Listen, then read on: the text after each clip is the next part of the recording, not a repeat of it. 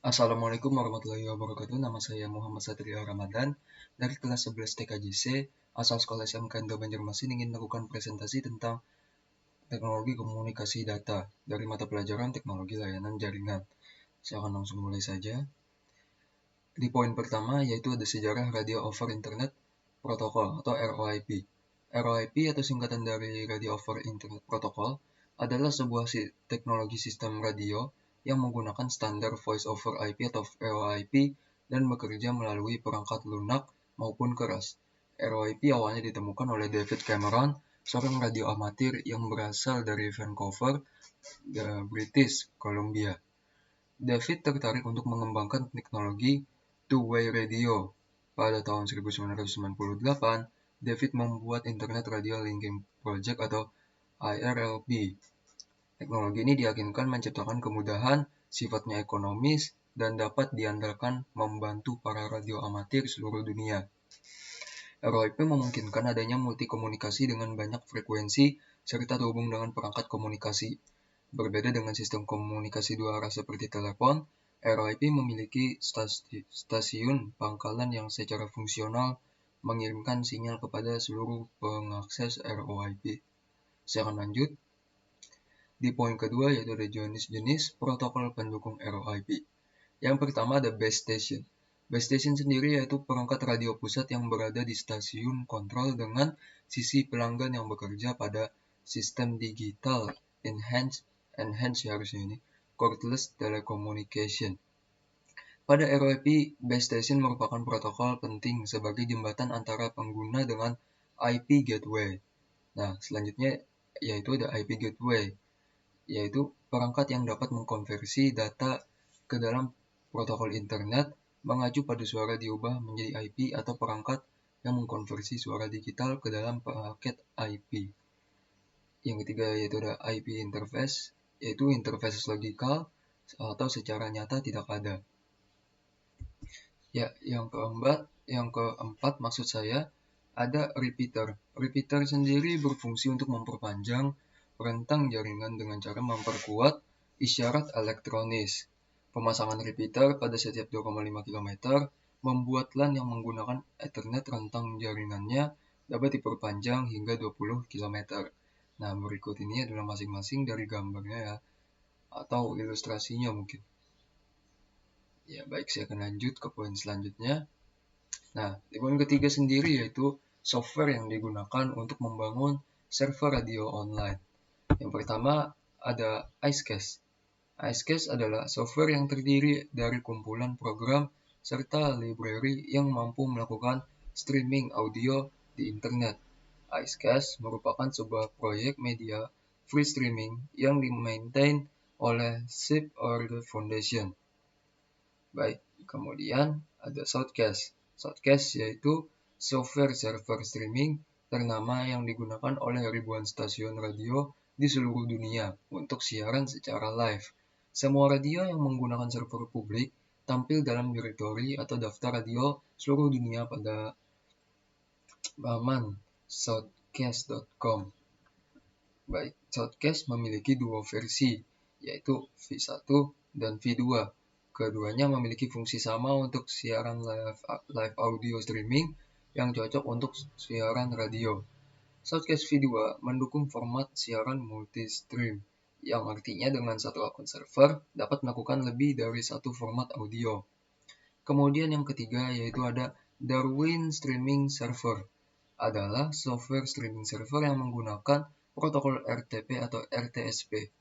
DSS atau Darwin Streaming Server adalah software streaming server pertama yang menggunakan open source.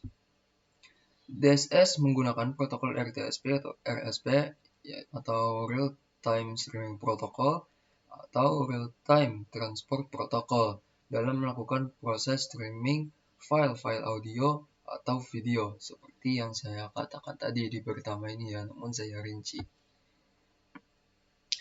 Kemudian yang D ada perangkat komunikasi pada jaringan telepon dan komputer. Terbagi menjadi dua, yaitu berbasis kabel, wireline, dan nirkabel atau wireless. Yang pertama, kita akan membahas dulu yang berbasis kabel atau wireline. Apa sajakah itu? Yang pertama ada kabel tembaga. Adalah kabel yang terdapat tembaga di dalamnya sebagai konduktor dan telah digunakan dalam kabel listrik sejak penemuan elektromagnet dan telegraf pada tahun 1820-an.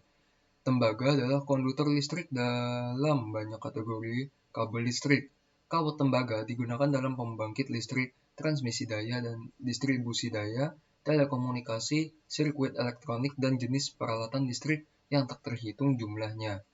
Kemudian yang kedua ada fiber optik, adalah kabel yang terbuat dari bahan serat kaca, komponen-komponen isolator atau coating dengan macam-macam warna. Ukuran kabel fiber optik ini sangatlah kecil, serat kaca menjadi bahan yang tepat untuk mengirimkan data ke dalam jaringan komputer dalam jumlah banyak dan juga cepat. Kemudian yang ketiga ada kabel hybrid. Hybrid fiber koaksial atau HFC adalah teknologi jaringan telekomunikasi broadband yang menggabungkan kabel koaksial dan kabel serat optik.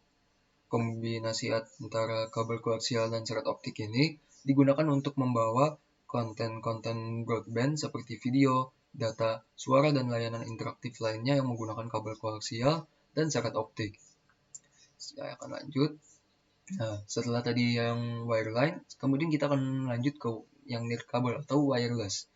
Yang pertama itu ada BTS atau Base Transceiver Station, adalah suatu infrastruktur telekomunikasi yang memfasilitasi komunikasi nirkabel antara perangkat komunikasi dan jaringan operator. Fungsi BTS adalah mengirimkan dan menerima sinyal radio ke perangkat komunikasi seperti telepon seluler, telepon rumah, dan sejenis gawai lainnya. Kemudian sinyal radio tersebut akan diubah menjadi sinyal digital yang selanjutnya dikirim ke terminal lainnya menjadi sebuah pesan atau data. Kemudian yang kedua ada BSC atau Base Station Controller, adalah peralatan untuk mengontrol BTS atau Base Transceiver Station. BSC sendiri seperti otak atau commander dari BTS-BTS. Tanpa BSC, BTS-BTS tidak dapat berfungsi. Sebentar. Ya, saya akan lanjut. Kemudian yang ketiga ada MSC atau Mobile Switching Center, adalah titik penyampaian atau penyambungan utama untuk teknologi GSM. Bertanggung jawab untuk menghandle beberapa panggilan suara dan SMS sebaik mungkin dengan layanan-layanan yang lain seperti conference calls, fax, dan circuit switch data. MSC membangun dan merealisasikan hubungan end-to-end, mengatur pergerakan pengguna, dan permintaan handover selama panggilan berlangsung, dan melakukan penghitungan dari biaya dan juga monitoring dari pencatatan penggunaan layanan. Kemudian yang terakhir ada yang terakhir ada SMSC atau Short Message Service Center, adalah kombinasi perangkat keras dan perangkat lunak yang bertanggung jawab memperkuat, menyimpan, dan meneruskan pesan pendek antara SMS dan piranti bergerak. SMSC berfungsi menerima SMS yang dikirim, menyimpannya untuk sementara, dan memforward atau mengirimkan SMS tersebut ke mobile subscriber atau MS ataupun SME tujuan. Nah, untuk presentasinya sendiri sampai situ saja ya. Jadi saya ucapkan maaf apabila terjadi salah dalam pengucapan atau ya dalam pengucapan. Sekali lagi saya ucapkan maaf. Sekian dari saya. Wassalamualaikum warahmatullahi wabarakatuh.